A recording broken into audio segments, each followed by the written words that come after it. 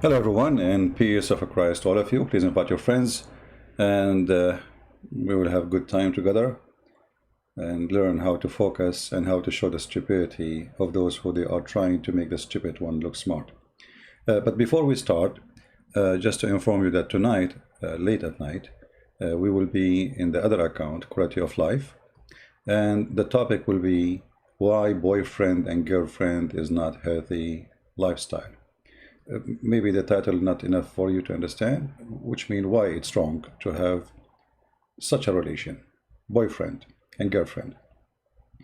Now, for sure, you don't have to agree with me. This is your personal opinion. Live as you wish, and you will die as you wish too. And those who go to heaven, they go to heaven, and those who choose not, it's up to them. So for us, we share advices, and people live as they wish at the end of the day. So this will be many hours from now, about 10 hours from now. If you like to join us, I will post a link for it so you can join us later. Now, the topic today, and let me post the link for those who are like to join us. This is the link. The topic today is relativity of time. You know, the Muslims, they made tons of articles, thousands, millions actually. And those articles trying to prove to us that Islam is something special. Islam is a book of science. Quran knows what they are talking about. So if we go and search, we will find tons of articles, and each one of them, by the way, give us different opinion. All of them, they share the same thing, that Quran speak about relativity of time. But if you read the details and the numbers, you will see how the stupid expose each other. And I call them stupid. I'm not calling all Muslims. I'm calling those who made these articles, because they cannot even be consistent with their numbers. But just before we start, just to show you how stupid the idea they are trying to bring to us. As an example here, this is a video. If you remember, we have a person who called us before. His name is Budi from Indonesia. He's the one who mentioned to me the relativity of time, but I know about it for sure. But I mean, he is the one who came with this. But just before we start, who is the one who the Muslims quote when they speak about relativity of time? If you go and read their article, they will see they are quoting for you a Jewish man, Einstein. According to Einstein, time would pass more slowly for somebody driving vehicle. I mean, here you see the stupidity, and I will explain to you how easy to explain the stupidity. If Einstein knew about it, and he is a Jew, so what make Allah God if he knew about it? I mean, Einstein, he mentioned this before anyone else mentioned it, right? I mean, his theory, at least he have details, he have a theory. The Quran says nothing but stupid things. And they try to make it that he is as smart as Einstein, but just to make it for the sake of argument. If Einstein, he knew it, does that mean Einstein is God? It must be he's Allah himself. Because here we go, Einstein, he did not read the Quran, and he got it. You know what I mean? Do you see how stupid the idea? Are we following, guys? Because if this is something nobody knows save God, then nobody knows save God. If we as a human, we are able to know without that God, that means there's nothing special there. However, the Quran never say what Einstein is saying. It's all a fraud and fabrication. Actually, it says the opposite. But we will go. But this is the idea how it is. We take a human being, and usually he is either a Christian or he is a Jew. I mean, why he is not a Muslim? Albert Einstein was born in the middle-class German Jewish family. Here we go. But Allah, he cursed the Jews. He said they are pigs and monkeys. They didn't understand anything. They are the same as a donkey who carried the Torah, but they know nothing.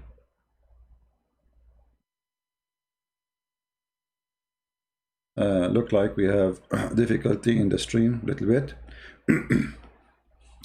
So here we notice that the idea from the beginning is very stupid and very silly.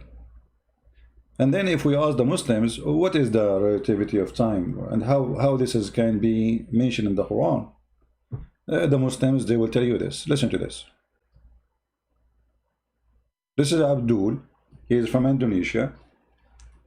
You know, I ask him, why in the Quran there is Jesus, he have all those miracles, he can make the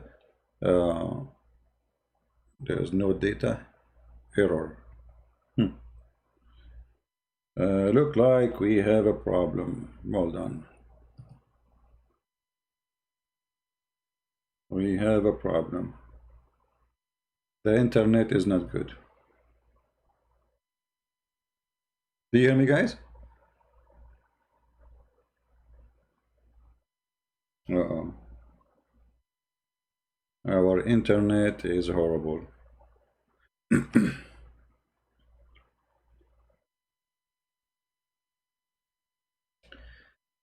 Okay. Am I heard, guys? Or it is still... Because I can tell the internet is not doing good. You see me? Everything is fine? Internet is perfect? Okay. All right. So this is what this Abdul, he said to us when he called me. Can make the Red Sea become join or become disappear. So every prophet have different miracles.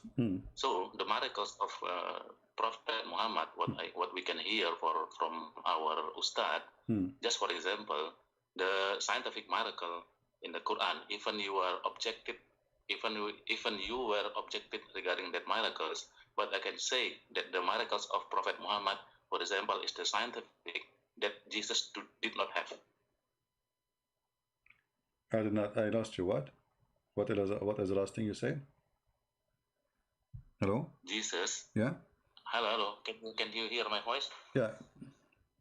The last thing you said, what the last thing you said? I admit that Jesus have many. Okay. Okay, look like the internet is horrible. Horrible. So maybe we should delay the broadcast until the internet is better. What we can do sometime in this area here, we have a very bad internet when it's come to upload, not to download. Okay.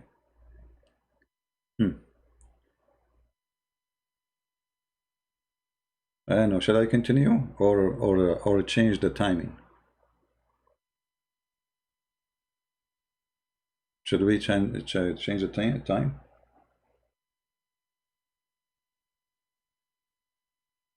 Internet is good? I don't know, because I see it's losing. From my side, I can see it's losing connection. It's going up and down. Something not right. Okay, anyway, let's try what we can do. If not, then we have to go live again and do it again. If we have to. Anyway, so he mentioned to me that the Quran have scientific facts. So Jesus, he can raise people from death. Yes. He can make the blind see. Yes. But Muhammad, he had miracles too. Where? The Quran. Huh? But you know, just to show you the stupidity, I use the word stupidity because I don't find, my English is not really good. It's not my first language. I'm sure there's a better word than stupidity, which is more aggressive. But I cannot find more aggressive word than the stupidity to use it. Maybe ignorance. I don't know. It's still not good for me. Stupidity is not even good. This is more than stupid. Because look what the Muslims, they say to us. That the Quran itself is a miracle. The Quran itself is a miracle. But the Quran says Allah gave Muhammad no miracle. He refrained.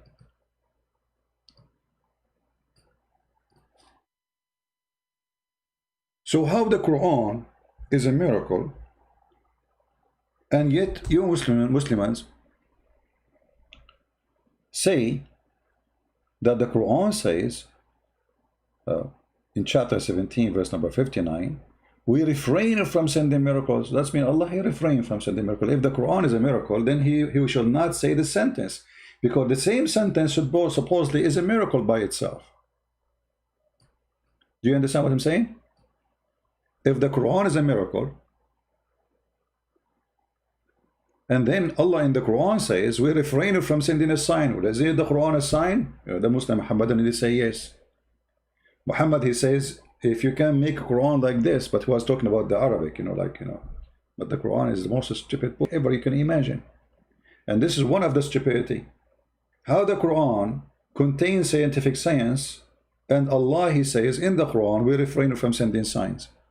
Why? Because former generation, they refuse to accept them, which is absolutely stupid statement too. Why? Because we Christians and the Jews, we accept the miracles of the prophets.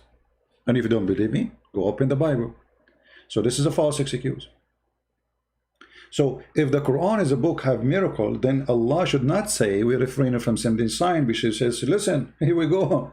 The signs is there. But here he is saying he refrained from sending sign. And the funny, this verse came after after the chapter of the moon chapter, where the Muhammad, he said, he split, like the Allah, he split the moon, or the moon split. He did not actually say Allah, which is nothing but the eclipse. And the funny too, that this verse here is in the chapter of Al-Isra. Isra, it's the person who go from place to place. And this is about relativity of time. Perfect. According to Muhammad,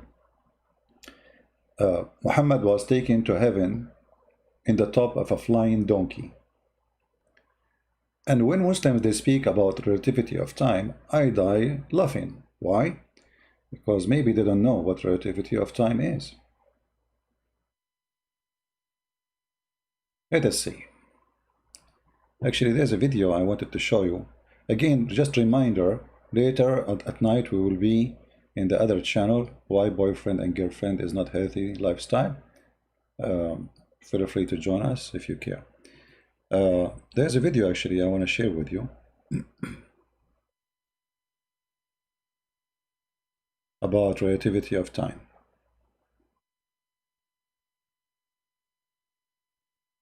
Let us see.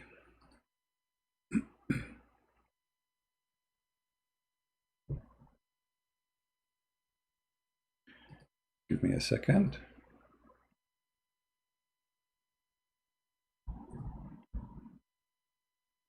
Hi, I'm Rebecca. Always Muslims, when they speak about something, never take their explanation for any theory in the world. Because, first of all, the theory is not coming from them. Number two, they bend it, croak it, put filler in it to make it look sound as they wish. Never take it from a Muslim article. Here in front of us, somebody is asking a question about what happened if I would travel faster than the speed of light. The channel name is Nobel Prize, and they're the supposedly scientists are talking. So what will happen if I go in the speed of light? And we have a link for the video in the info of our video here. Hi, I'm Rebecca, and my question is, what would happen if we travel over the speed of light? Hi, Rebecca.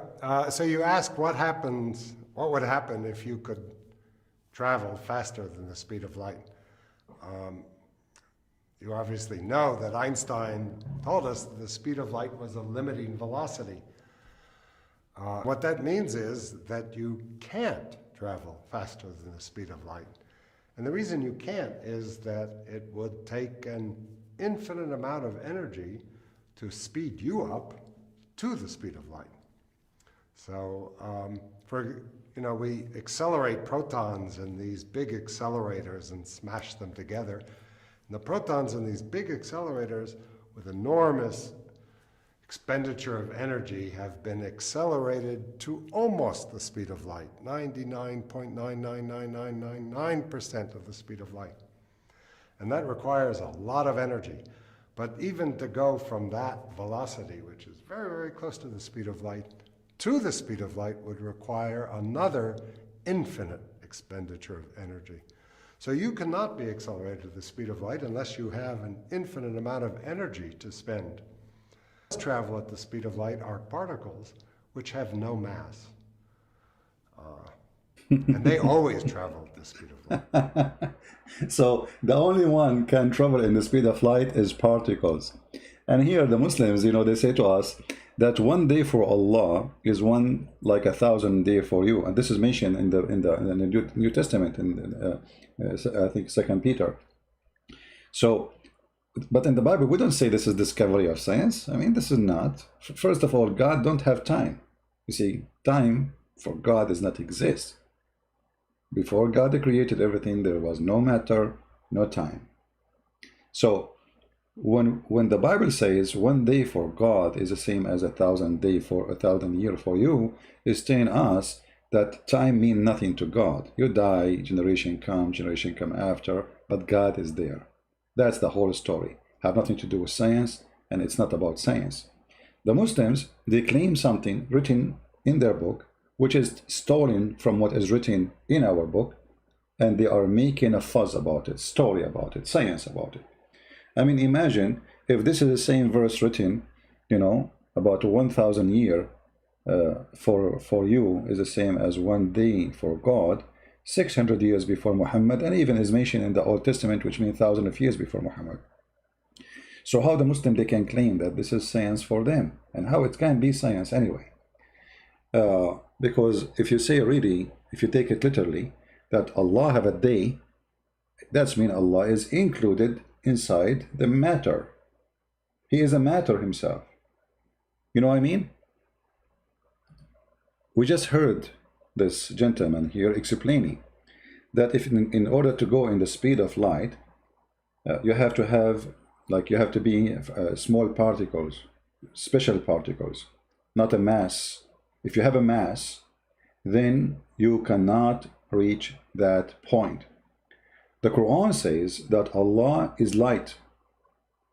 But is that metaphorical? The Muslims, obviously, when they want, they make it metaphorical. When they want, they make it physically.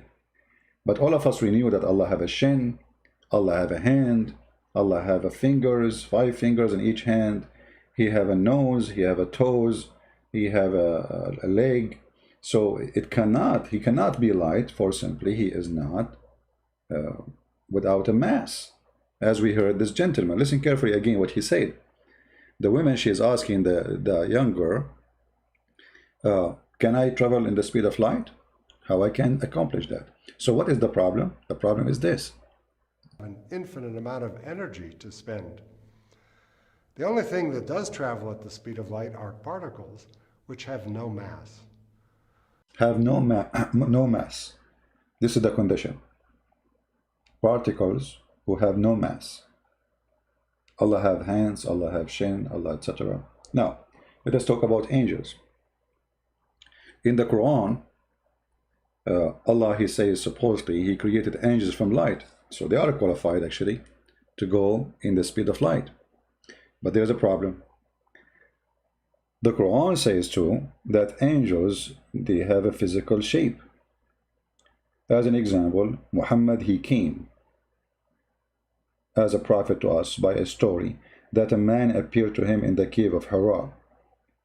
That's mean the angel, he is a man, and he have a particles who have mass, not particle without mass, and they are one body, huge body.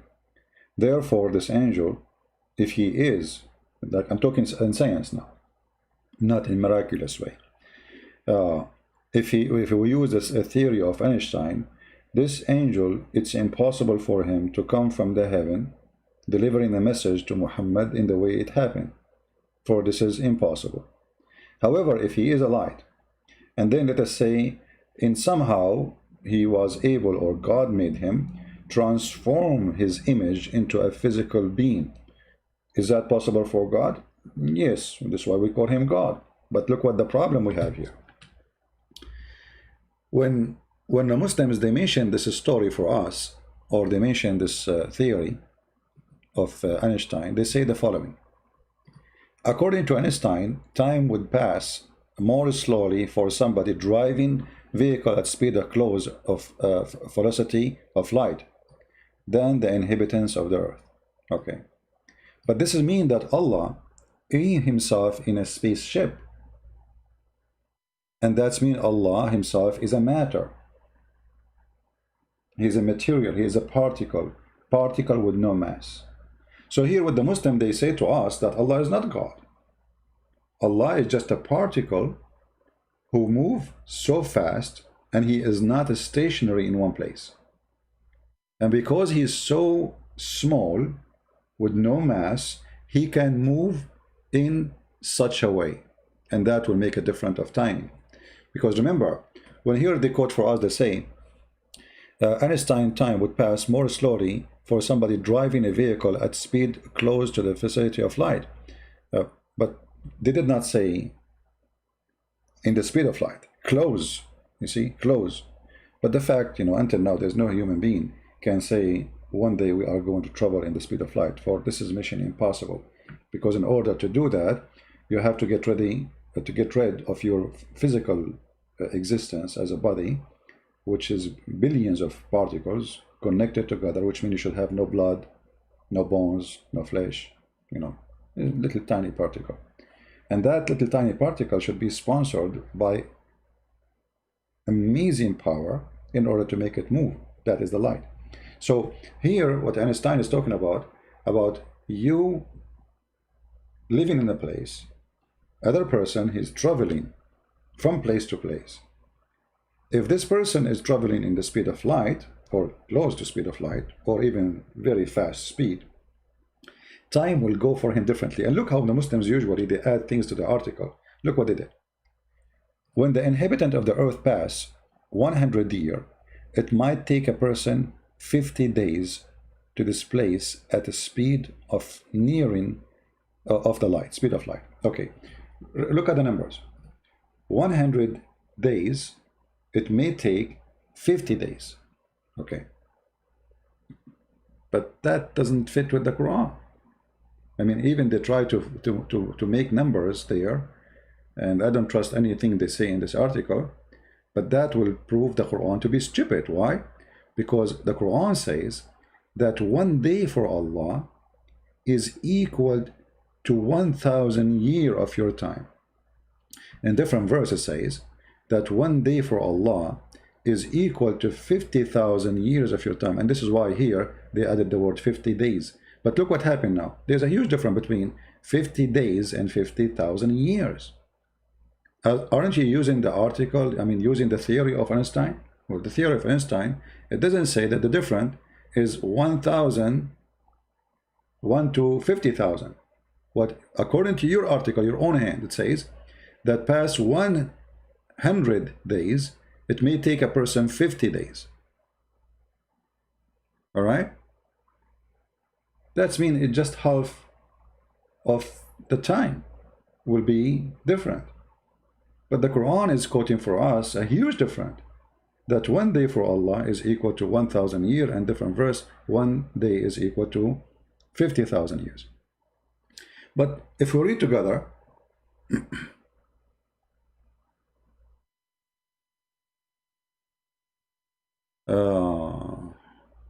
yeah, we don't want to change the topic. The one is talking about the church. They use the word day in the Quran. The Muslim now will explain to us. Verse 5, Surah, it says the perspiration of the verse of Surah, the heights, not only the point of relativity of time, but giving also clear meaning, the Arabic word Yawm. Okay, what Yawm mean? That's about not only space of one time, one day. Okay, it's about what? Which comprises 24 hours, but also certain period of time. This is make it easier to understand the 6 days mentioned in the Quran. I mean, look at the stupidity. The Quran mentions 6 days, and now the Muslim trying to say it's not say 6 days. It is period of time. You see how the stupidity work? The hypocrisy? It says day, but it's not day. So it's days, but it's not days. In the same time, he says, he is showing you reference from the Quran supposedly. This is give a clue that the Jews and the Christians for interpretation the biblical account according which word was created in 6 days, finding in the domain of space physics show that universe in our world passed through many stages, from states to galaxy, etc. So what they are saying to you, the Bible is stupid, because the Bible says, you know, God, he created in 6 days, but God did not create it in 6 days. It's a stages, right? But the Muslims, they forgot that the Quran saying the word Yawm as 24 hours, and how we can prove it. If we go in the Hadith, I mean, who understands Islam better than Muhammad, right?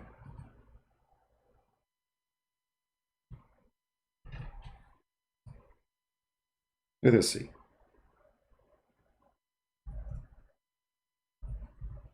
This is how they lie, and this is how we get them busted. This is their prophet explaining how Allah created everything. Not only he called them days, he even given them names. Allah, the Exalted, the Glorious, created the clay in Saturday, and he created the mountains in Sunday, and he created the trees on Monday, and he created entire labor in Tuesday, created the light in Wednesday, and he caused the animals to spread on Thursday, and he created Adam on Friday afternoon. And you see here the word afternoon helping me a lot to get them even more busted with big spank in their bum. It's not only days, there's a name of Friday and Saturday and Monday. Here we are talking about afternoon. But in their articles, they are saying this is not about days. They are Zakir Naik. The Quran says God created the earth and the heaven in 6 days. He said, predator. The word day in the Quran means period. And this period, it can be millions of years. Okay? It says Yawm, day. And here we go. Your prophet is explaining it, and even speaking about Adam was created Friday afternoon. Here you see that the Muslims, they hide always information from you in order to create science from stupidity. Because look, the Quran, in the article themselves, they said Allah created the earth and the heaven in 6 days, correct? But Muhammad, because he's a fraud, he don't remember what he said in the Quran. If you read carefully with me the hadith in front of us, you will notice that Muhammad, he added more days to the creation. Let us count together. He created the clay in Saturday. This is day number 1. All right? He created the mountains on Sunday. Okay, this is day number 2. Count with me. Oh, what you need to do, just count the lines. I will have put a line under the days. This is day number 2. He created the trees in Monday. Okay, this is day number 3. He created all things entire in labor on Tuesday. Okay, this is day number 4. And he created the light in Wednesday. Well, this is day number 5. And he created the animals and spread it on Thursday. This is day number 6. And he created Adam Friday afternoon. Well, that's 7 days. Correct? Right? A Muslim saying Hagia Sophia is a mosque now, alhamdulillah. My friend, you see, this is what help us to expose the faith of Islam. Already the mosque is in the hand of Turkey, but it's a matter of time. All of Turkey will not be Turkey no more, because this is our land. This is Constantinople, and we will have it. You remember the Muslims, they say the same when they took Jerusalem. Alhamdulillah, we have Jerusalem. Jerusalem today is in our hand. And tomorrow, and now actually, we have a golden opportunity to take Al-Aqsa from you. And you cannot say you cannot do that. That is a golden opportunity. This is a very important move from Erdogan. In the same time, as soon Erdogan loses the election, you will see the liberals of Turkey, they will take it back and make it as a museum so they can be friendly with us. Because they understand without us they cannot live. Turkey is collapsing, my friend. Just see what will happen to Erdogan very soon. Alhamdulillah. Now we go back to Muhammad and get him busted. Listen to this. The fraud Muhammad, he forgot how many days he said the Quran creating the universe. Right? Okay, here is 7, the Quran says 6. And this is Sahih. Sahih Hadith. So when the Muslim, they try to make it about thousands of years or millions of years, and Muhammad, he says Saturday and Sunday, one of them is lying. You choose one. Either the Muhammad and making the article are lying, or we take the words of Muhammad, and he is the founder of Islam. He is the one who told us the Quran, and there is no way that a Muhammad who came 1400 years after Muhammad can explain what Muhammad meant more than Muhammad, right? So obviously, those who made the articles are a bunch of fraud, and they are trying to fabricate news. It's not there. Now we go back to the article, just for the sake of the fun. Already the claim is destroyed by Muhammad's statement here, right? Because you see, if Allah created the earth in Saturday, right? That's mean a day for Allah is not really 1,000 years.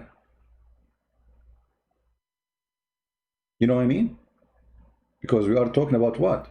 We are talking about the earth. The earth. And remember, according to Islam, Allah, He came down to the earth when He created. He was in the top of the earth. This is why the Quran says after Allah, He finished creating the earth, He went up to heaven and He sat in the chair. So where He was down in the earth. If you ask the Muslims, how Allah He sat in the chair, they say this is a question we should not ask. You cannot ask how, you cannot ask why, you cannot ask anything, right? Those questions. Read carefully here. This is chapter 10, verse number 3. The fool Muhammad saying, verily, your Lord is Allah, who created the heaven and the earth in 6 days. But we just showed you Muhammad saying 7 days. And firmly established on the throne. The Muslim translation here is false. It says, He went up to heaven. You know, He left Himself up to the heaven. What firmly established in the throne? If you change the translator, you will see how the Quran changed in a miraculous way.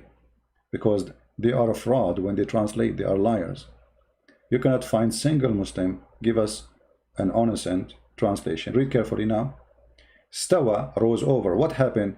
You know, how established became rose over, and how rose over was established. One of them is lying, correct?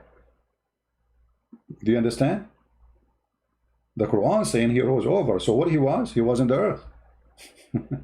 And here you ask yourself the question. We are talking about relativity of time, but Allah, when He was in the earth, one day for Him was Saturday.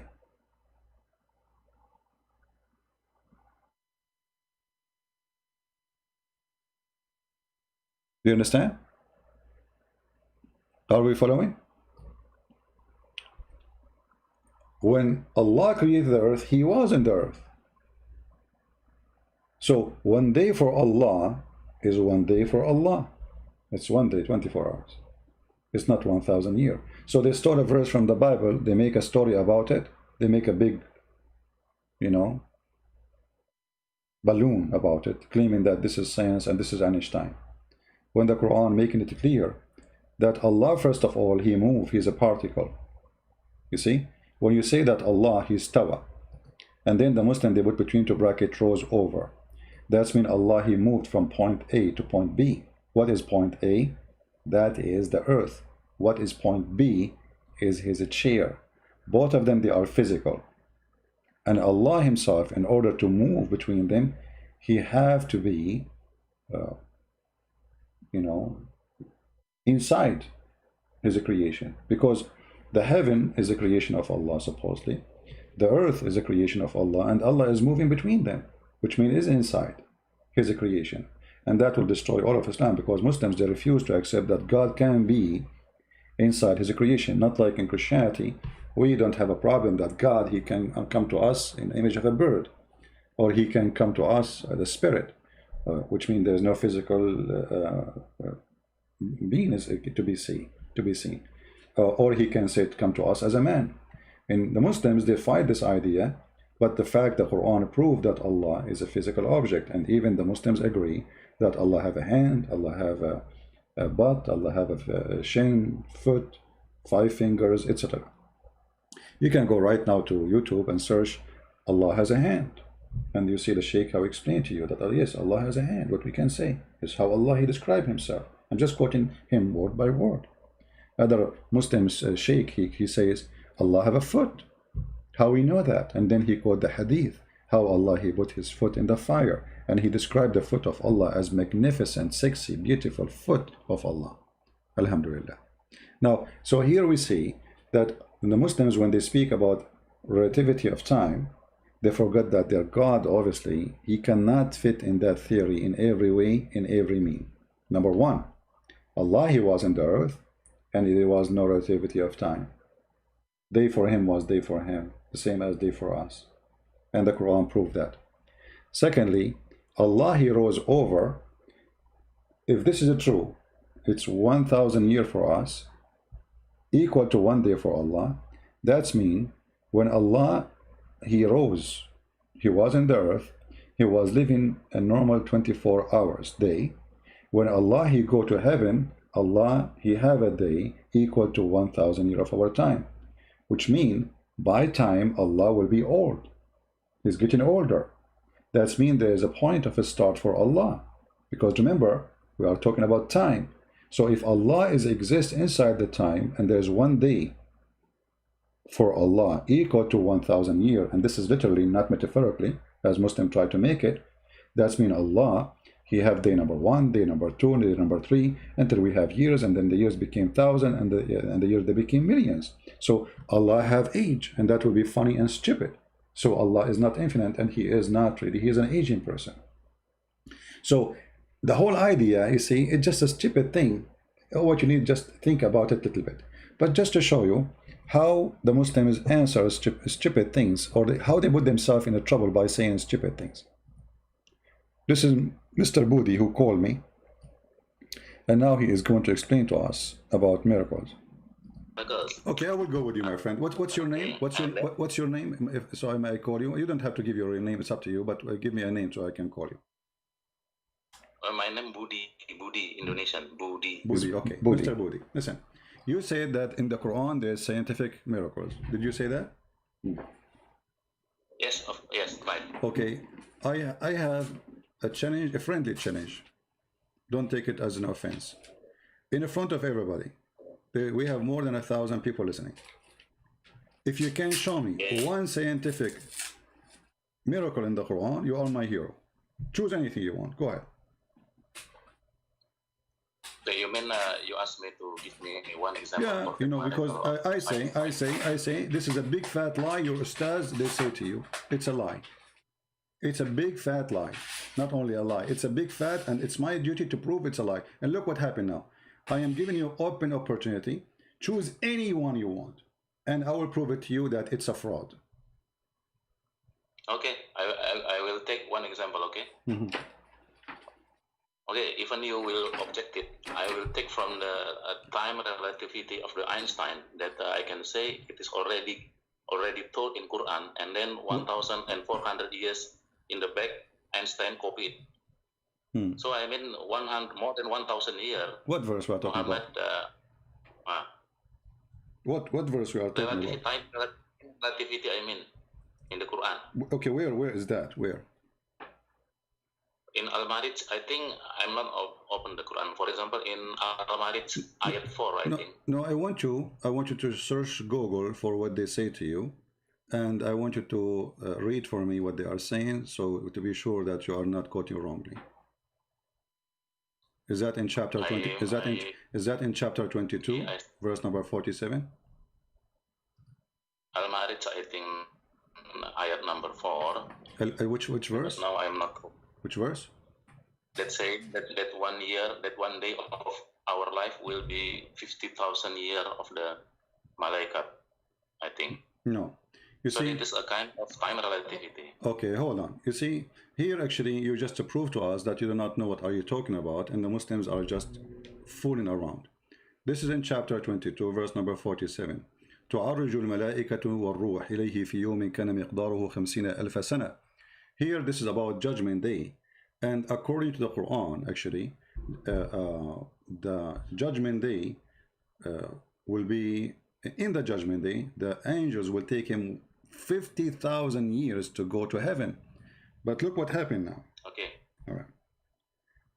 I don't know if you are aware that the Quran mentioned that the angels take them.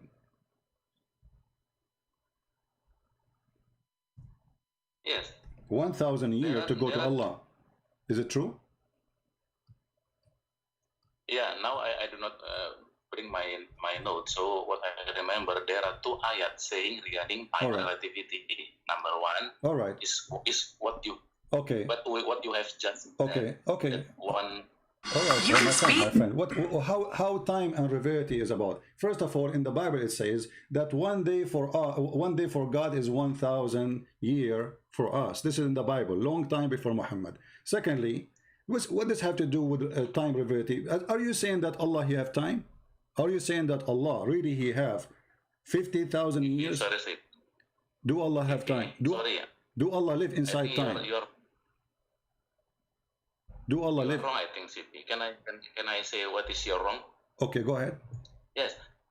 In the Bible, I know in the Bible that it is saying in the 3 Peter, maybe ayat 4, I don't know, saying also in the Bible that one day will be 1,000 year in the Allah days. You see, that ayat do not have any movement, no movement. What indication on that ayat? What movement? What does that mean? Movement? What movement? Like this CP. For example, if you read again the time relativity of Einstein, you will see all the variable. It is T1, T0, and then speed of light, and then speed of the malaikat or speed of the object. Okay, let's see. You see on the Almad.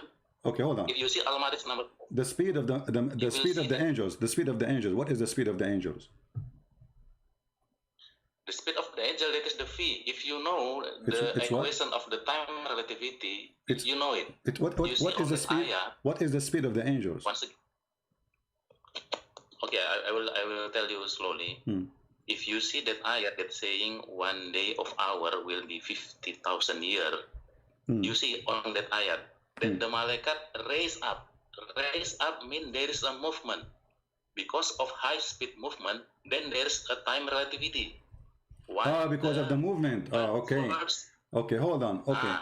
What you see here, the stupidity is the time relativity for whom? For the one is moving or the one who is there in heaven? Very naive. The Einstein is speaking about relativity of somebody observing both. Right? So like you are standing somewhere and there's 2 cars is moving in different speeds. All right, and how time go for both. But here we are talking about the one is moving is who? Is the angels. Okay, and who is the one day for him is equal to 1,000 if you have our time? Allah. So when 1,000 years in our time pass, for Allah it's 1 day. So the angels, it take them 1 day to go to Allah. And here we have something very funny, to laugh at Allah, and everybody will laugh with us because the Muslim taking it, not metaphorically, as in the Bible says, but they are taking it physically. Because 1 day pass for Allah. That's mean Allah inside time. Allah, he go in the morning, he say, this is day number 1, day number 2, day number 3, he have a calendar. And he have day. That's mean Allah is not God. For he have days like us. He is inside time and inside the rules of matters. This is number 1. Number 2, as long as it take the angels 1,000 years to go from here to there, which means to Allah, in order for the angels to come down, they need to take 2,000 years. Because 1 day to go, equal to 1,000 years of our time. To come back, we need another 1 day, which is equal to 1,000 years of our time. Total is 2,000 years. So how Muhammad was able to go to heaven and come down in a few hours? And look what will happen when I said that to him. So guys, because there is a movement. Okay, I want to go with you. When Muhammad, he went to the heaven, he took with him Jibreel. How many thousand years took Jibreel to go to Allah heaven? You see, I'm going with your story, and now you are getting your prophet busted. You are the one who said the angels will take them 1,000 years in one place, 50,000 years in another place to go to heaven. Now we have Muhammad who claimed he went to heaven in a few hours and he came back, and in the way he stopped even in Jerusalem and he prayed there. So how many hours it took the Mr. Relativity angel who go in his speed, which you said 50,000 years, will take him to go just to heaven 1 way? How the same angel he was able to go with Muhammad for a few hours. The mic is yours. Yeah, I think it is very clear. Yeah, if you have any education in the senior school, it already taught by our teacher that in the special relativity. I think it is. My friend, you are changing the topic. You see, he will not answer. If you go to school, our teacher, they teach us that about relativity. What is the answer? What school? The school they teach you there's a prophet. He go on the top of a donkey. He go to heaven in a few hours and come back. This is what they teach you in school. He knew that this will be horrible for Islam. So we have to change the topic. See, you are not answering. You are the one who said to me, it takes them 50,000 years to go, and this is about relativity of time. Wonderful. It takes them how long? 50,000 years to go. 50,000 years just to go, which means to come back, they need 100,000 years to come back. Okay. Muhammad, he went up to heaven with his angel Jibril in the top of a donkey. It took them, and so sure the angel is not riding the donkey. He have wings. It took them a few hours to come back, to go and to come back, which means like a maximum of 8 hours. So how it is 50,000 years, it became a few hours. What happened? Go ahead. It is like this, even you will not agree with me, but let me inform you, even you will not agree. It is like this, Pak. Pak in bahasa means sir, ya. Okay. So there are two ayat in Quran. That is one verse saying 50,000 years. In other ayat, it's saying 1,000 years. Correct. You know, it is not the time. If you know the time relativity equation, it will tell that it is only telling about the speed. So in that two ayat. No. You see, now you are trying to hide what you just said. It's recorded, my friend. You are the one who said it's about the movement. They are in movement, not as just a speed. It's in movement. So the angels are moving. Who is the one who is moving? The angels, correct? So the angels are moving, and those angels, when they move, it takes them 50,000 years to go to Allah heaven. That's wonderful. So the angels in the move. You are the one who mentioned the word movement, not me. So don't throw it away. So they are moving from point A to point B. Point B is in the heaven of Allah. Point A is in the earth. It takes them 50,000 years to go, 50,000 years to come back. This is 100,000 years. How Muhammad was able to do it in a few hours? Go ahead. I think you are wrong, sir. You are wrong. How? It's not taking 1,000 years, not taking that much time, not taking 50,000 years, but it is talking regarding the speed, not talking regarding the time. It taking. You see the stupidity? Now the time is not exist. It's not saying 50,000 years. You go read. You are the one. Go play the video again from the beginning. You are the one who says this is what relativity of time. Time and speed. If you take time out, there's no relativity. It's stupid. See, now he don't want to take it. He take it off. No, this is not about time. It's not about time. This is about movement. This is about speed. No, liars. So relativity of time exposing Muhammad to be a false, and he's a fraud, because if the angels need him 1,000 years at least to go and 1,000 years to come back, that is 2,000 years. And if they take them 50,000 years, whatever number you wish, that's mean it take him 100,000 years to come back. So how Muhammad was receiving verses about Aisha when they accused her second day, or a few weeks after she be accused that she is a whore. In order to receive this verse, the angel is going to take him at least 50,000 years to deliver. Or if based in the 1,000 year version, it's going to take him 1,000 years in our time to come. So if he left now from the house of Allah, it's going to take him 1,000 years in our time to come to us. Which means Muhammad, he died 1,400 years ago. So it's going to take him 1,000 years after the death of Muhammad. So the relativity of time proven Islam to be a fraud. And especially the Muslims are taking it literally. They cannot now play the game of metaphorically. You see, when you speak about literally, you cannot take it back. You cannot say, oh, this was metaphorically.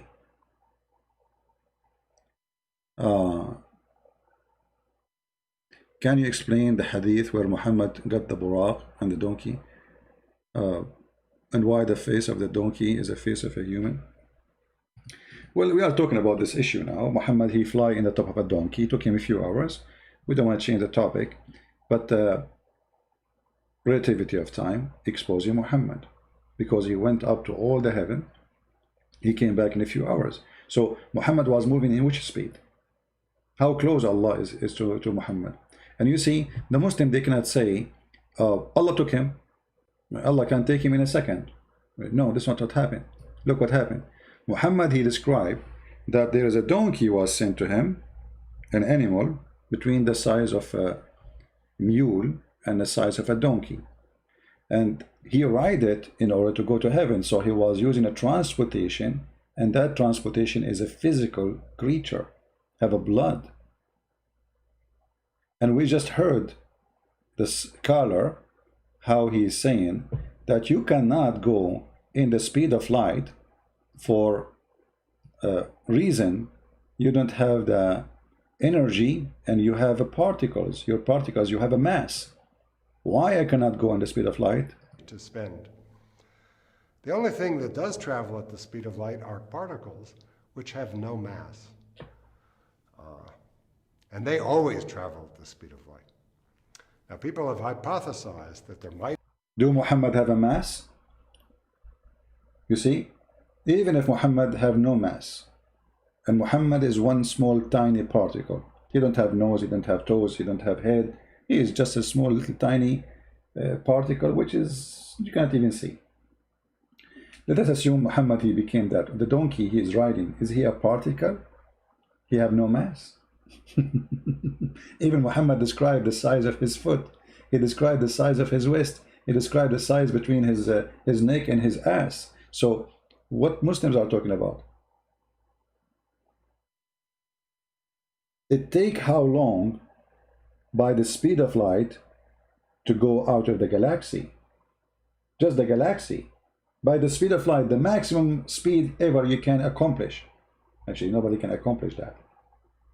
Because as he said, the scientist here, in order to go in the speed of light, you should be a particle with a lot of power, non-stop power, and that power will move you, or you will move with it in a speed, it's called the speed of light, because you have no mass. Because simply you lose zero energy. This is why it's important to have no mass. You see, when you have no mass, you don't lose energy. Listen again.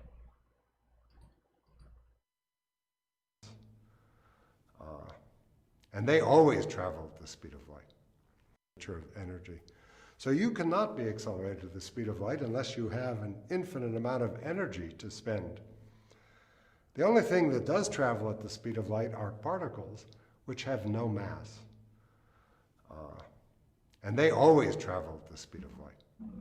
Now, people have hypothesized that there might exist particles, which we've never seen, that travel faster than the speed of light. And imagining such objects immediately gets you into all sorts of problems, given everything else we know about how the universe works. Given such particles, you could communicate backward in time, and that leads to all sorts of causal inconsistencies. You could go back and do things in the past that would change the present, which doesn't make much sense. So most of those ideas are not taken very seriously, and it is, as far as we know, going to continue to be impossible to accelerate ordinary matter to velocities of light, not to speak of velocities faster than the speed of light. See? Hi, I'm Rebecca. So anyway, they use scientists when they want, and they ignore scientists when they want. As an example, the Muslim, they claim that the Quran speak about the Big Bang, but we just showed you Allah, He created the dust and the dirt in Saturday. The Muslim, they claim that when Allah, He says one day, it's not about one day, it's about millions of years. But Muhammad, he says Saturday, Sunday, Monday, Tuesday, etc. So we cannot take Muhammadan explaining their religion seriously, for they are following a joker. And in order to cover the joker, they put makeup on him. He's a joker. They change his color, they change his clothes, They try to fix him inside certain kind of a clothing. Even the clothes doesn't fit for him, so he looked like a joker, for he is a joker. Now, do we have any Muslims don't agree with me that it's very stupid to claim that the Quran speaks about relativity of time? Actually, there's an article, I saw it, goes even farther than that. This article here, made by Muhammadan, and I find it very hilarious. As an example, they say time travel. Time travel. Look, Muslims, they go even farther in their fiction. They say Uzair, time travel. Who is Uzair? The Muslim guy, he said here. All of us, we knew the story of a Jewish prophet. His name is Uzair. The between two bracket Ezra. In the second Quran, Uzair passed by the city of Jerusalem after it was destroyed by Nebuchadnezzar. He looked and he said, how shall Allah bring this into life after it is death? Allah wanted to show him that it is easy for him to bring the city into life. And look what the verse is saying. Allah caused his death for 100 years and then he brought him up again to life. When Allah asked Prophet, and by the way, this translation is totally fiction. There's no Uzair, those names are not exist. All is fictions. Go and read the verse, chapter 2, verse number 259. You will find that 80% of what is written here is not there. You believe it? And the funny, they make it quotation. I mean, do you see the quotation? Do you see the sign of the quotation? Do you see it? Quotation. That means they are quoting Quran, but it's not in the Quran. All of this is not in the Quran. If you don't believe me, I will go right away. Okay, chapter 2, 259. Let us go. It's a scam. It is the biggest scam ever in history.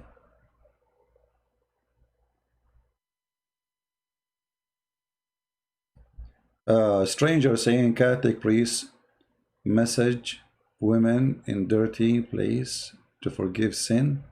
A stranger, you see, don't make me say words you don't like to hear. Go teach your prophet how he taught you that your mother, she can give her boobs to a stranger to suckle it before you tell us about Catholic priest. I mean, can you see how dirty your filthy prophet is, ordering your mother to give her boobs to a stranger? So if a Catholic priest, he go to your house, your mommy, she will say to him, oh, you cannot enter the house before I suckle you. And you are talking about Catholic priest. Now, we go here to this verse. 259. Let us love together, and you will see right away that the whole story is not there. All the verse is not there. I mean, what else? Uzair, and you where it says that? Oh, nowhere to be found. Here we go. 259. We are closer. All right. Where is Uzair's story? Or like the one who passed by the town. It doesn't say even who.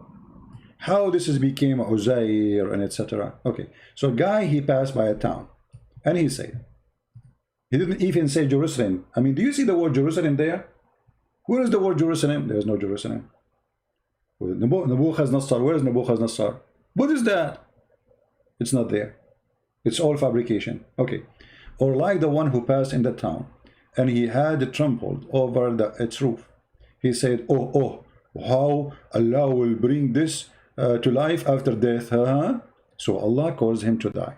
Who? The person, for 100 years. And then he raised him up again and he said, how long you did remain dead? Here you see the stupidity of the story. Why? Because if you are dead, what, how long? I mean, how stupid is that? The man, he said, and between two brackets they add perhaps. He did not say perhaps. You see, here you see the fabrication when they add those things. It's not there. He said, I remain dead a day or a part of a day. He said, Allah, nay, you have remained dead for 100 years. And the funny, they are saying this is a travel of time. Travel of time. How this can be travel of time? If the guy is dead. Secondly, what happened to relativity of time? Is it one day for Allah is equal to 1,000 years of our time?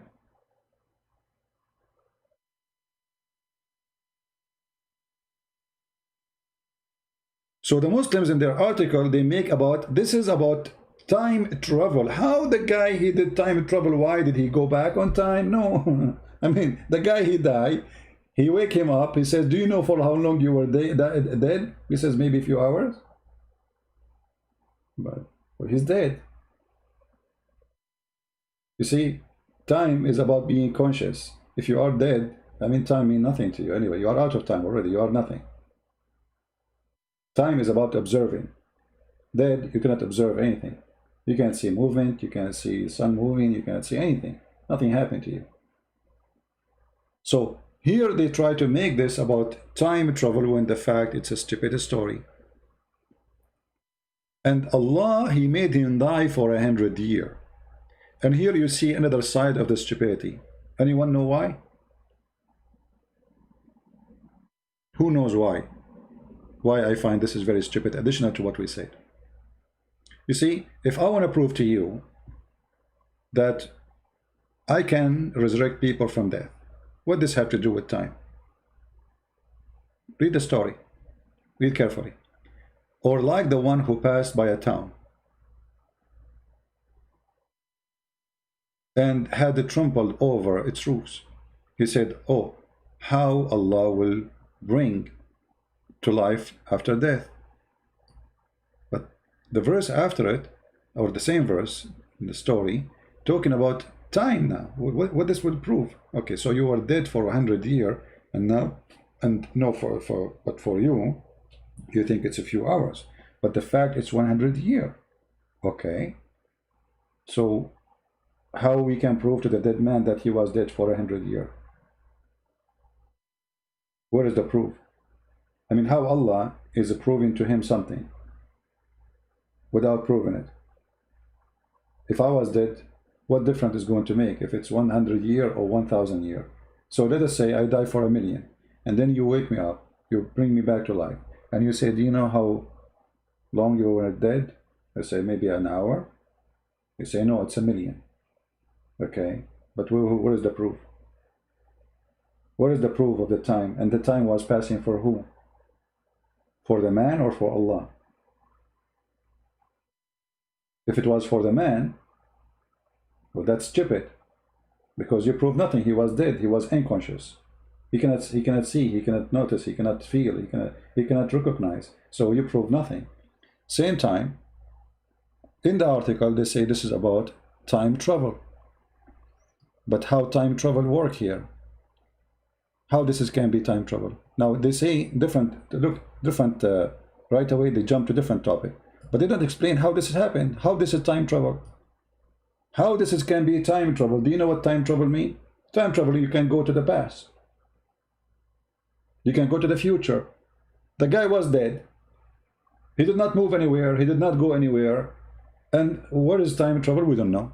But in the title it says time travel. How? Don't ask. Muhammad is making a story. Now, our time travel. Okay, let's see how this will work. It says, and the day when he will gather them together, it will be as if they had stayed for an hour of a day. The chapter of Yunus, chapter 10, verse number 45. Okay, let's go there and laugh together. It's a joke. Yunus, huh? All right. Verse number 45. Laugh with me, Muslims. This is our time travel now. This is what? Our time travel. Okay. Look at this. And the day when he shall gather them, in the day of resurrection, together, it will be as they had not stayed. I mean, this translation is horrible. All brackets, etc. I mean, the second you start seeing the brackets is like, okay, shish kebab. You know? I mean, the Quran is so clear to the point we have to add 10 bracket and 5 bracket inside one small verse. Brackets.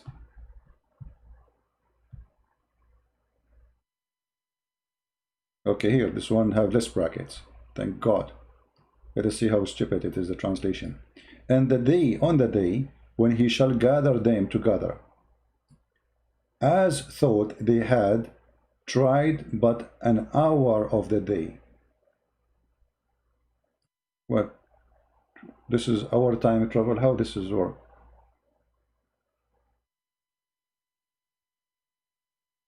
What? Where is time travel? Where? How we are traveling in time now? Anyone can tell me? I mean, what this verse does even mean? The day of Allah, He put them together. It's like 1 hour. So what does that mean? They will not feel time? It's maybe 1 hour He put them together. There's no meaning. In the article, it have a meaning. Let us see. It's our time travel. Our time travel. But how is that happen?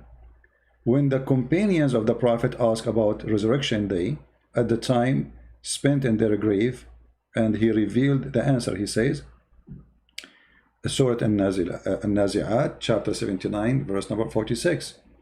The day they see it, between two brackets, it will be as if they had stayed but a single evening. This is time travel. I mean, this is the most hilarious, stupid ever statement. Because all of us, we knew, if you are spending a day which is boring, the day is so long, is so slow, but it's the day, the same day. It's a figure of speech. When the day is happy, fun, the day goes so fast, you go in the morning, the night come, and you don't feel it because it was fun. The more boring it is, the more slow it is. But is it really slow? No. But because you are not busy with activities, time goes slow on you. You feel it more. But when you are busy from watching the time. As simple as that. You know, you're busy. You don't have time to look at the time. What the time now? So it's a stupid, and they try to make it look, brother, our time travel here. We are traveling in time. Time and the speed of the spirit. Okay, let us see this one. Why will people feel in the resurrection day that they have stayed in their graves a very short time? Why? I mean, look how stupid this is. Because if you are dead, you are unconscious with time. How they can feel even they stayed for a short time? I mean, that's stupid. Look. Do you see the stupidity? Why will people feel? Feel. Do you see the word feel? I mean, the guy is dead and he feel. Why they feel when why they feel on the resurrection day they have stayed in their grave. So when they have the feeling when they are in the grave, I mean, you are dead and you are feeling time now.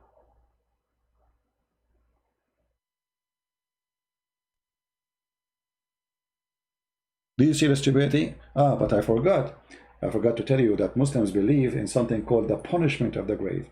When you go inside the grave, there's two angels. They come to you and they ask you 3 questions, and miraculously you answer, brother. They ask you, who is your God? If you don't say Allah, they will hit you with the hammer, and you will go down 70 cubits down the earth.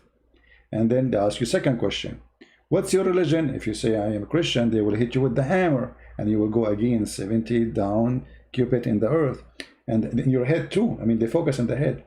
And then they ask you the 3rd question. They show you the picture of Muhammad, and he said to who is this guy? Actually, there's a hilarious video. I don't know if I can find it. Hold on. Muhammad explaining to us the scientific.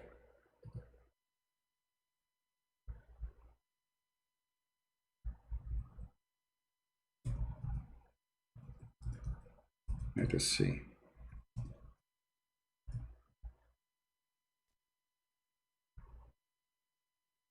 You see, if you search about punishment of the grave, you will find endless numbers of videos with music, of scary music, horror, that you going now to the grave, and now the angels will come to you, and they will ask you questions, and they will say to you, who's Allah? Who's your religion? Who is this guy? The punishment of the grave. Yeah, but let me, there is a there's a video I'm trying to find. The speed of light was a limiting velocity. Man, this page froze. Hold on, let us see if I can find the video, which is fine. I find the best video ever explaining the look at those mad people. Look at those people. They have, you know, this is a religion. People believe this is religion. Punishment of the grave. Punishment in the grave. Due to urine splashes on the body. I mean, have you ever heard?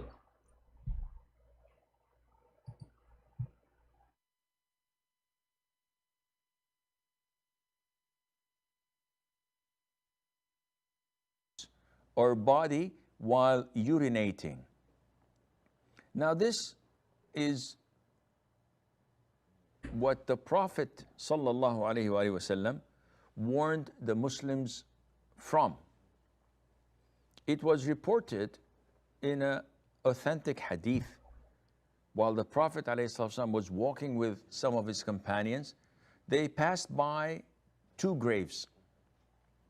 And the Prophet said, alayhi salatu wassalam, these dead people are being tormented in the graves over something that is not big. By Allah, it is big. Meaning that leaving that sin was not a big issue. But the sin itself was really big, major. And he said about one of them, he did not protect himself from urine, meaning that when he urinated, he did not do what was needed to ensure that the urine does not deflect back on his clothes, his body, or himself. And this is why he's being tormented in the grave. Brother, so the angels will come and they will beat the hell of you because you have some urine in your foot. The funny, this is a prophet who the Muslim drink his urine, it's okay. They wash their face with his urine, it's okay. They drink his blood, it's okay. He ordered them to drink the camel urine, it's okay. But if you have a urine in your foot, the angels will torture you, brother. And where Muhammad, he learned this scam, as usual, from the Jews. The Jews, they make fun of him, they say stupid things for him, he take it for granted. Read carefully.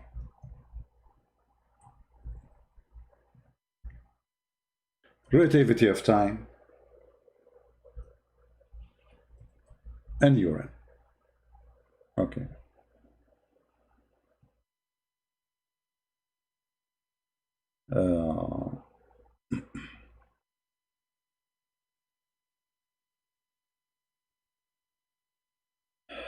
Let us see where we can find the hadith.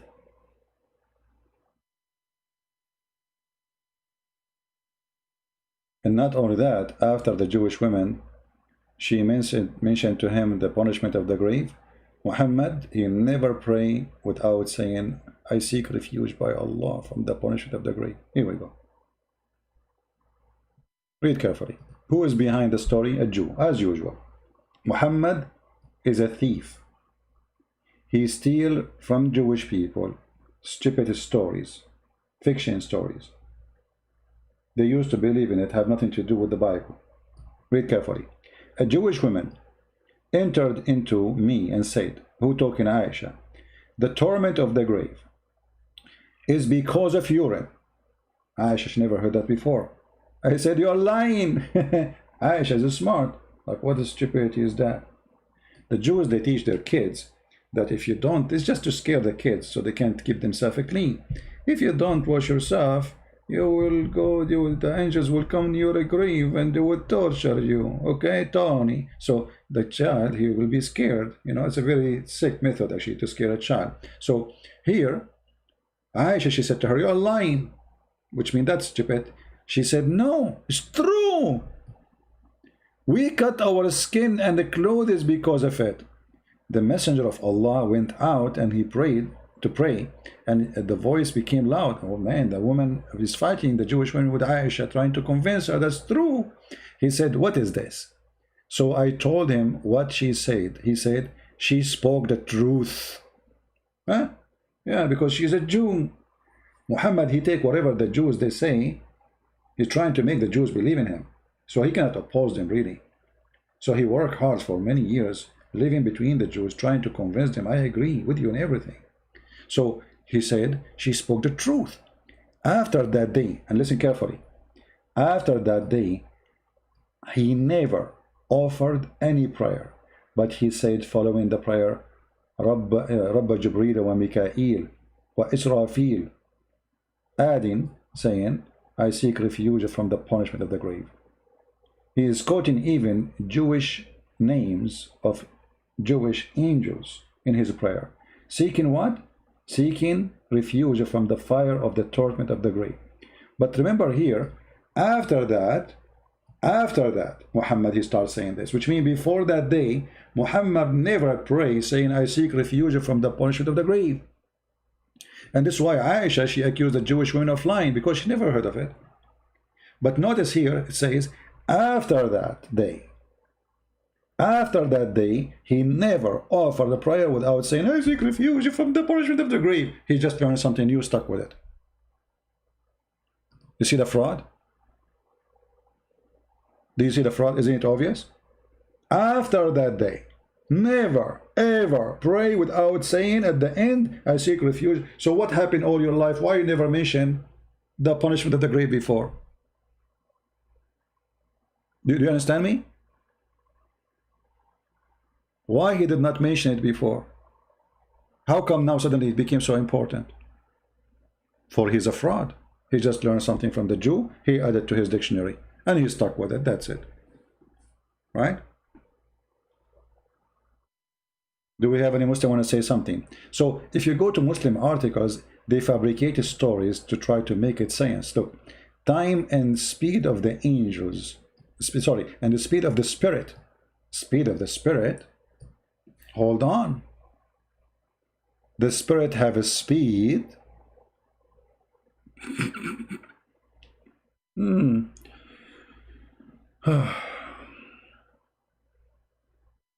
spirit have a speed. Okay. No comment. This is a spiritual speedo. Speed Scooby-Doo. Spirit time travel. Spirit time travel. Okay. When the spirit travel at an exceedingly high speed outside the body of a sleeping or a dead person. So now when you sleep, your spirit go out of you and travel. You know, actually yesterday my spirit was in Las Vegas. Yeah, I don't want to tell you, but you know what happened? I felt like I want to eat some open buffet, and my spirit travel. Yeah, went there, ate some shrimp and lobsters, and you know, and I came back. Yeah, and again, guys, I mean, look how they add things and stories. It's not even there. And again, with his recreated body, travel back to Allah on the day of travel back where, you idiot? He is still in the earth. The day of resurrection is going to be in the earth. The time element would approach zero when understood according to Einstein. Again, here we go. They explain Allah by Einstein. They cannot explain Allah by Muhammad Hadith. They can explain Allah by Einstein. Remember that. Muhammad Hadith is stupid, so we don't use Muhammad word before he's stupid. We use the Jewish Einstein to explain to us Allah. For Allah cannot be explained by Muhammad the fool, but he can be explained by Einstein. Qur'an and science. Okay. Do we have any Muslim want to say anything about the stupid things we see in the screen? Anyone have a comment? Quranic interpretation, visa early time.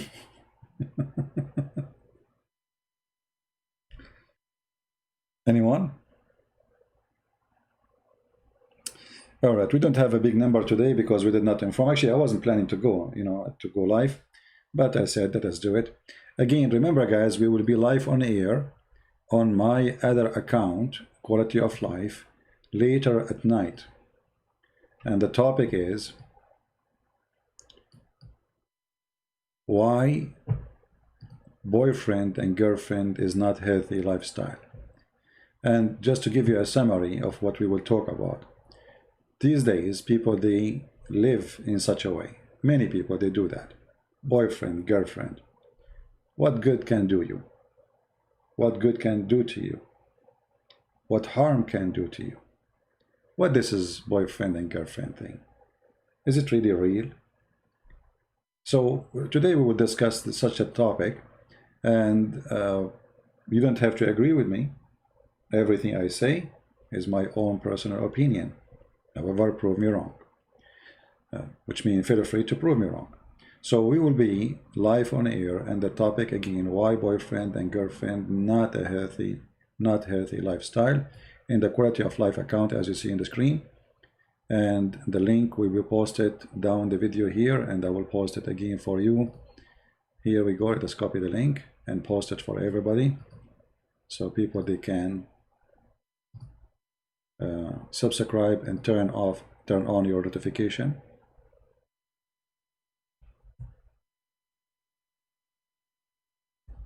Yeah, this is my other account. There we don't speak about Islam. There we speak about anything except Islam. All right. So this is what will be our topic for tonight, which will be the morning for those who they are in Asia, India, Indonesia, etc. And I don't know if you will like what you will hear, but you will hear what you need to hear from me. I believe this boyfriend girlfriend stuff is nothing healthy.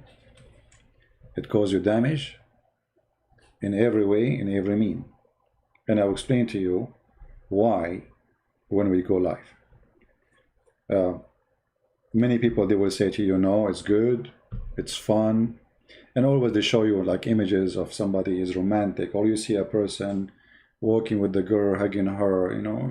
Okay, well, men, they hug all women. But the question, who is the one who will marry you after he hug you? Men, they sleep with all women. The question, who is the man who will marry you after he sleep with you? Men, they sleep, go, drink, you know, party with everyone, anyone, you know. And the question is, if he love you, why he don't marry you? Why he want you to just stay as a girlfriend? And if you really, you as a girl, if you are really decent, and if you are a man and you are decent, why even you don't love and marry the women you claim that she is your girlfriend? Don't you love her? Or you love only her body? Or you want to have just some fun and throw her in the garbage later? When you find a new girl, she is nicer. Or when she have a new guy, he is more handsome. So this is a lifestyle I reject totally, and you don't have to agree with me, but we will talk about it in details, and we will show you so you might understand. What different about Kalamullah versus Kalimatullah? My friend, this is all just a fantasy of philosophy. The Muslims themselves are very confused about the difference between the word of Allah and the words of Allah. Because the words of Allah is nothing but the word of Allah, but in big number. So how can be a different? You know what I mean, guys? Do you understand what I'm saying? When some people, the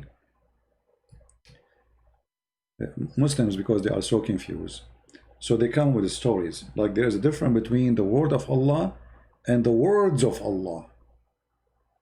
There's no difference, because the words of Allah is multiple words of Allah. So if the word of Allah is different from the words, that means we should not correct the word of Allah, for the words of Allah containing that word. Don't give a book of philosophy to a fool, otherwise he will turn into a camel and he will eat it. All right? Stupidity is amazing. But when a human being, he is desperate, he don't know what to do, trying to prove to us that he have religion. In fact, he don't. Islam is not a religion. Islam is just a stupid collection of cults. and other religions. Fictions, as you see, the God, he will torture you because you did pee in your foot. The God have nothing to do. He is worried now because you have broke his command. Okay, where in the Quran it says don't pee in your foot? Where? Can you show me? Is that like part of the 10 commandment in Islam? No, you don't even have 10 commandments. You broke them all, right? Muhammad Qadir, he said, girlfriend and boyfriend is a lifestyle in Christianity. That's a lie, my friend. It is in Islam. I challenge you to show me where in the Bible it says you can take a girlfriend. In the same time, I wish you can challenge me the same. It's your prophet who encouraged your mommy to sleep around. Is that correct? You can take even at least girlfriend and boyfriend in the West. When they do it, they don't go to a woman and says to her, can you sleep with me for 1 day or 2 days? In Islam, you can do that. This is your Sahih al-Bukhari, and this is the rule of not girlfriend and boyfriend, is 1 night stand or 3 night stand. Are you there, Mr. Muhammad Qadir? So I made a challenge for you to show me where in the Bible it says you can have a girlfriend, sleep with her, and in the same time I challenge you to say your prophet is not presenting Islam now by saying any man and women, they can agree to sleep together for a day or 2 or 3, and if they like to increase, they increase. Is that your prophet saying that or me?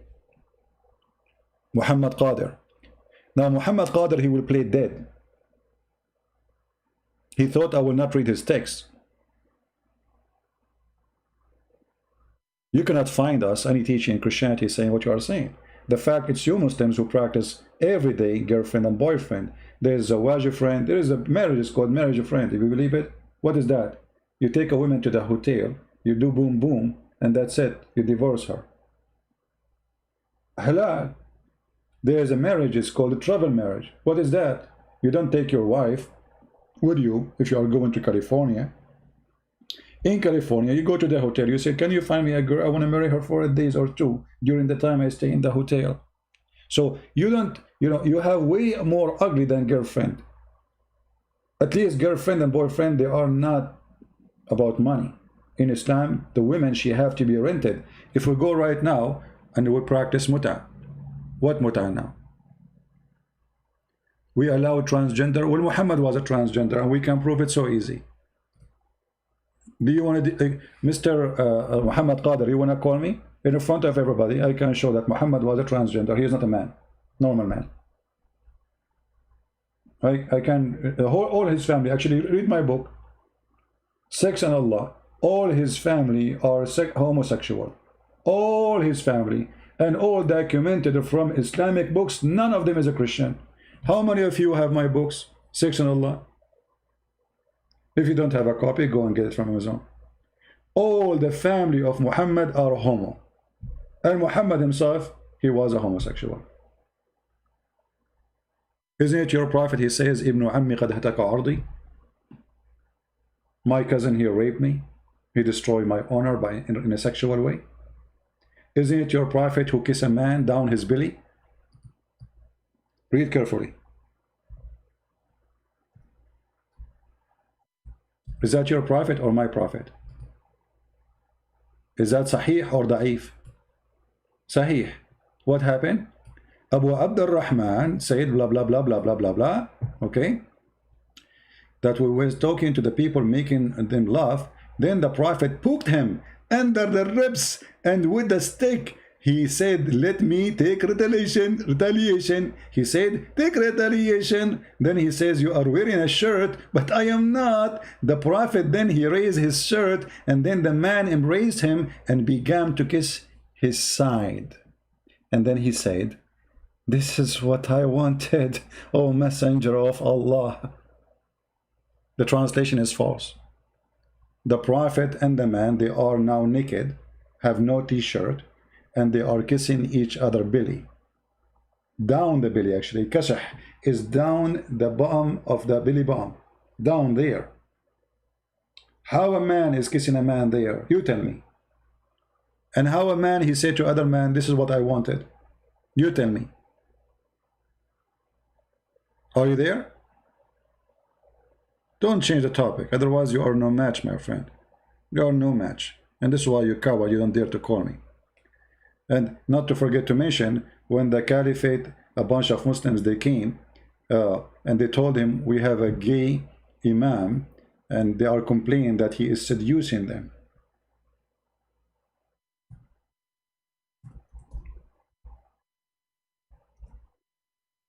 Read carefully.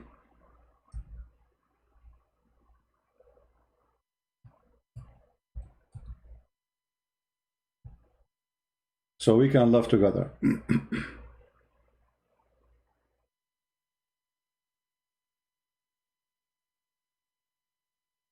I'm trying to find. Okay, here we go. This is your Uthman, the caliphate, and a bunch of Muslims coming to him. Let us see the story, and we finish with this. I went to Uthman ibn Affan, which is the caliphate. The one who made the Quran for you today is Uthman. He was besigned and said to him, you are the chief of the Muslims in general, and you see that have befallen to you. We are led salat by a leader who is a fitna, trial and affliction. What does that mean? Talking about a homosexual. And we are afraid of being sinful following him. Uthman said, do salat as a prayer is the best of deeds. So when the people do good deed, do the same as they do. Avoid those bad deeds.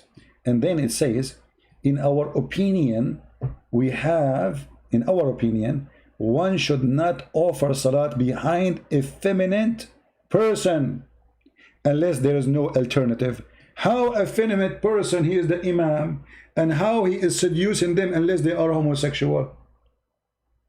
To make it simple for you, Abdul, if you have a person who is a gay and he is bending his ass in the front of you, how he is tempting you unless you yourself you are a gay?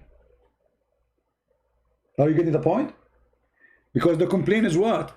They are complaining that he might lead them into sin. Do you see it? He might lead them into a sin. And how he lead them into sin? He bent in the front of them. He wear no underwear. His ass is coming out. You know what the Muslim they do? So how you be tempted by a homosexual unless all of you are homosexual? And what the caliphate says? So what? Do it. Because if you are not homosexual, you will not be really. You see, he is not saying we should not accept that. He is saying he is going to lead us into sin, temptation, affliction, trials. You have a trials and affliction because he bent over in front of you. I mean, this guy is suffering badly, man. He go to his house, he close his eyes, he see the butt of this homosexual. He is in trial now, suffering, affliction. All of this because a guy who is a homosexual, he been in front of you. Well, obviously you are the homosexual, not him. Obviously. There's a story, you can go to the website of the Shia, they have it there, translated. It's in Arabic, but translated in English. It's called Shia Pan. So there's a guy, and I will finish with this. There's a guy, he was screaming, I wish I know who is the one who killed Uthman. You see, now you remind me with Uthman. I wish I know who is the one who killed Uthman. One of the guys, he was like wondering what this guy will do, because he's saying, I wish I know who killed Uthman. I wish I know who killed Uthman to see what I will do to him. So the guy there, he says to him, and he was a homosexual, he said to him, what you will do to him? He said, I will do, you know, the F word. The guy, he said, well, I am the one who killed Uthman. The story says that the guy, he put this guy underneath of him and he started doing him from behind. And then the guy underneath, the homosexual, was saying, if I know that killing Uthman will get me this, I will kill Uthman every day. And I challenge you to say this is not true. Go to Shia Pan and you can watch it. If I know that killing Uthman will bring such a joy for me, I will kill Uthman every day. He was saying that underneath of the other person, and both are Muslims. This is your Islam, my friend.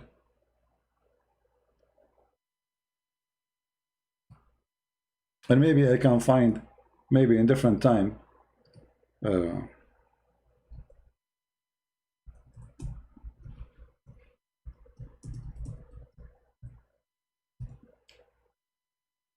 let us see.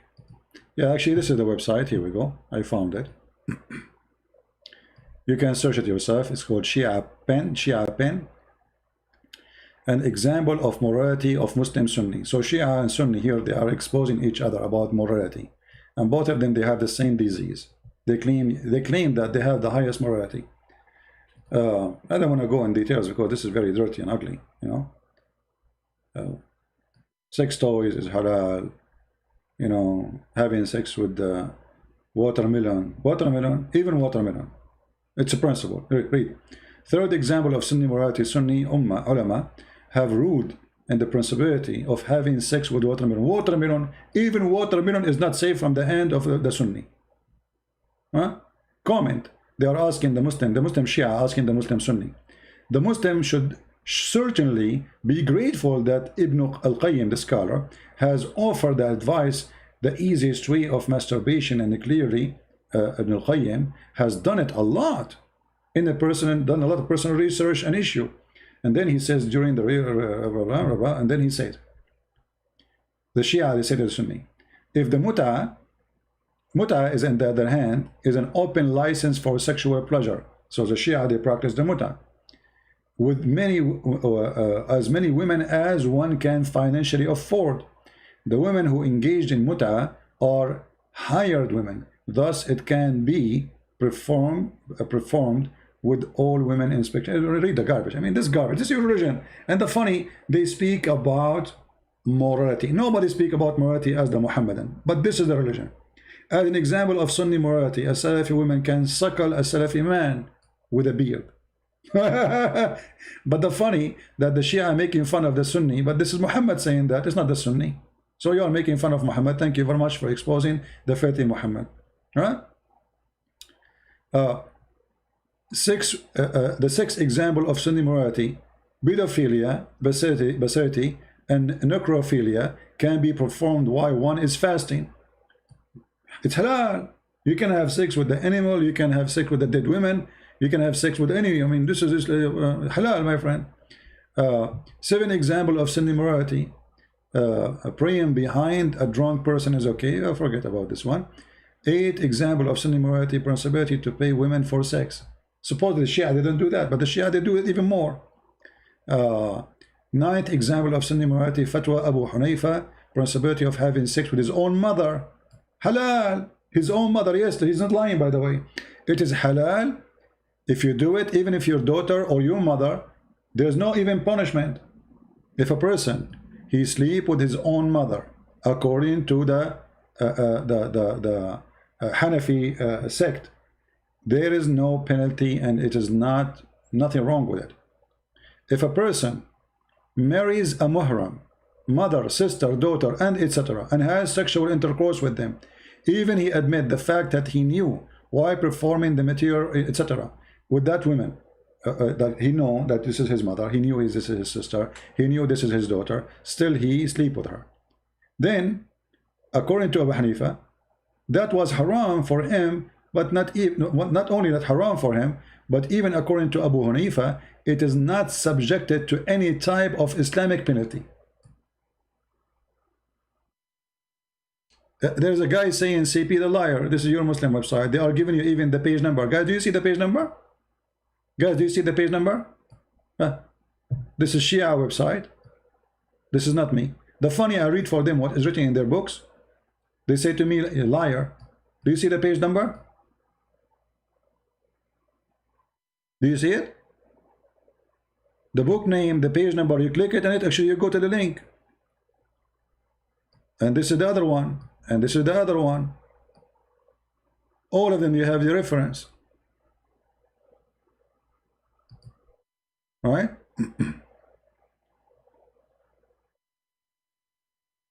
My friend, the Muslims are trying to say about Hagia Sophia.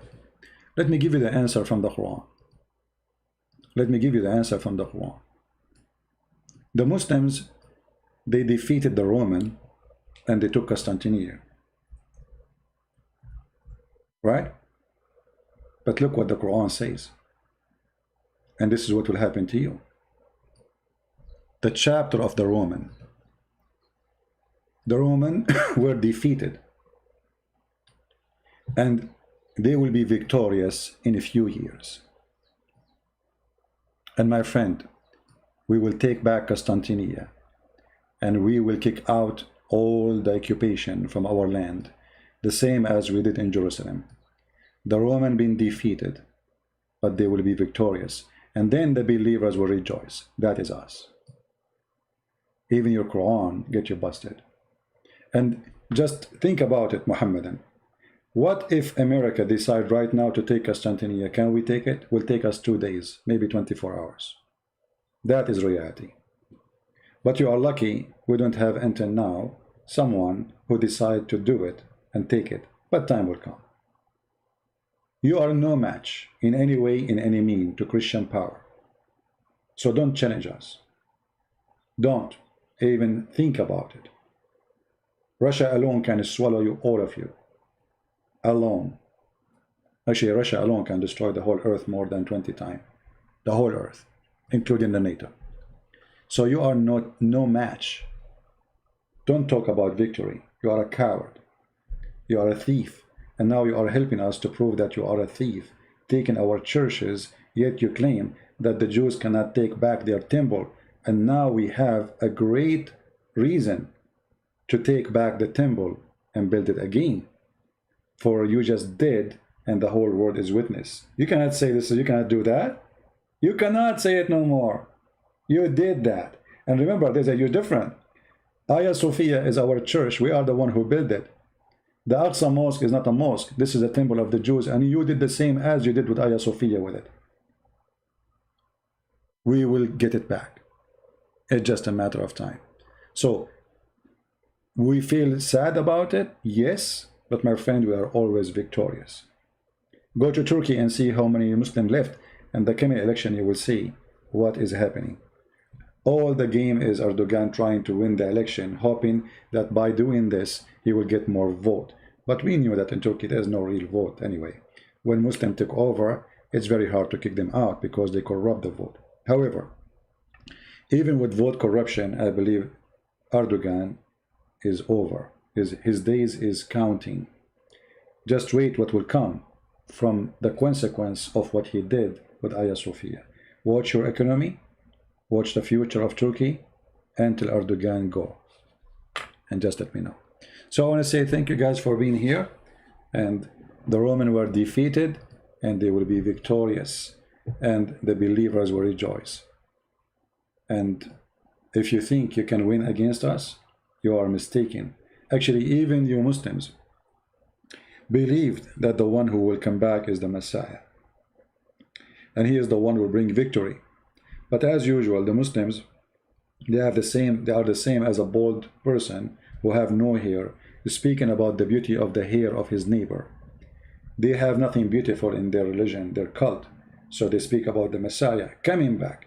The Messiah will come back to us. That's why our name is a Christian, Christ. We are Christians. Who are you? You are following a child molester, a gang leader, a thief, a criminal, a killer. Even you have no shame in the year 2020 to steal a church. How you can explain that? You cannot.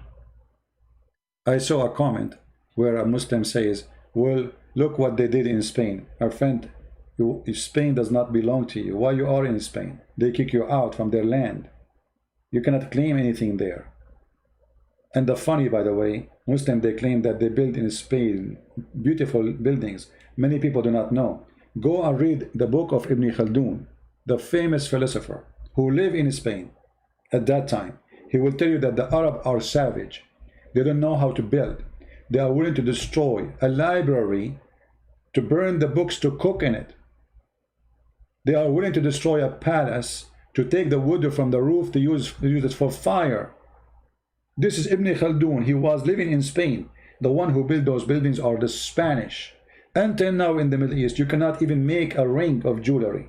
The one who make it is either the Christians and the Jews. This is why until now the jewelry market closed in Saturday and Sunday, for they are the one who can make it. All the mosques in the Middle East, until not long time, until like the new way to build with concrete, all those mosques are built by Middle Eastern Christians, for Muslims do not know how to build. And you can ask anyone. The one who do the iron work is a Christian. Even the invasion, the Muslim they did to Spain, they forced the Christians in Syria, the Phoenician people, to make the ship for them so they can use it to invade. They don't even know how to make ship. That is the truth. Don't go there. Anyway, don't forget to download the video, because it's going to be taken down very soon. And don't forget to download my books. In the previous video, we give them for free. The Russian, the Albanian, and Malay. And soon, I will publish a book in Polish for free too, for those who they speak Polish language. Again, before we finish, we will be live on air in the other channel. And this is the link for it. Join us after 8 hours from now, if you care. And in case I'm a little bit late, because I will be out, but I think I will be before that time, I will be home. In case I'm late, just wait for me, guys, and I will text you and I will inform you if I will be late. But mostly I will be on time. So I want to say thank you. When your Quran will be out, I don't know. I'm working at, slowly. Take a lot of time, because too many things to do in the same time. So I want to say thank you for being here, guys. May the Lord bless you, and until we see you soon again with Relativity of Time, laughing at Muhammad and his fool gang trying to defend him, trying to make him look legitimate, trying to make him look like a prophet, when the fact he don't fit even to be a postman. Because you see, if to work as a postman, you have to be decent. The first condition of a postman is decency, to deliver a letter. Muhammad, he cannot be trusted as a postman. He's a thief. Even his followers accuse him to be a thief. His followers accuse his wife to be a whore. His followers, not the Jews. His followers accuse him of all horrible things, and the Quran confirms it. Thank you. May the Lord bless you. Christ is Lord, Islam is false, and see you soon again.